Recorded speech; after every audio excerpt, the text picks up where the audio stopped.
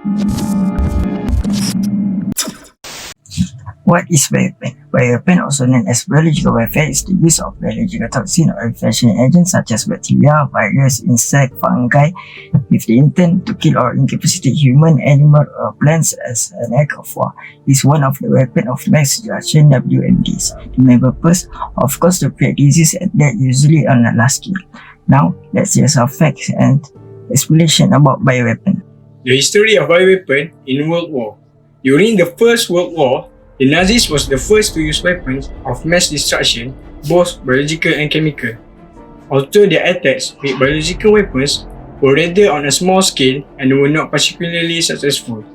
The covert operation using both anthrax and glanders attacked animals directly or to contaminate animals' feet in several of their enemy countries.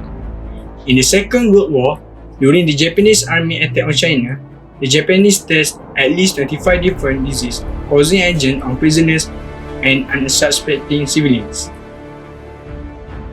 During the war, they poisoned more than 1,000 water wells in Chinese villages to study cholera and typhus outbreaks. Japanese planes brought plague-infested fleas over Chinese cities or distribute them by means of sabotage in rice fields and along roads. Some of the epidemics they caused persist for years and continued to kill more than 30,000 people in 1947. It is understood how catastrophic a bioweapon could be when applied on an opposing party. The question is, how are these weapons of mass destruction applied? History has shown us that even a harmless gesture could be evil when it comes to bioweapons. For example, Confederates selling clothing from yellow fever and smallpox victims to the Union troops of the USA.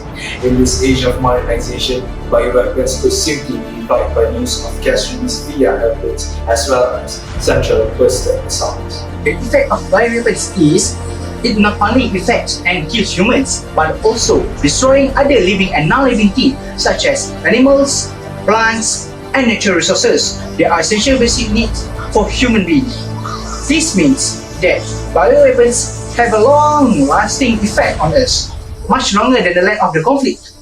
That being said, the coming generations might be in peril due to the troubles caused by bioweapons. For centuries, there have been taboos against biological weapons, but use of the poisonous gas in World War I led to an international agreement, which is the 1925 Geneva Protocol, which decided to ban this method of warfare.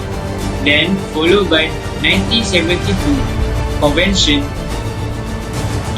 prohibited the development, stockpiling, production, acquisition, retention, transfer of such weapons and required their destruction.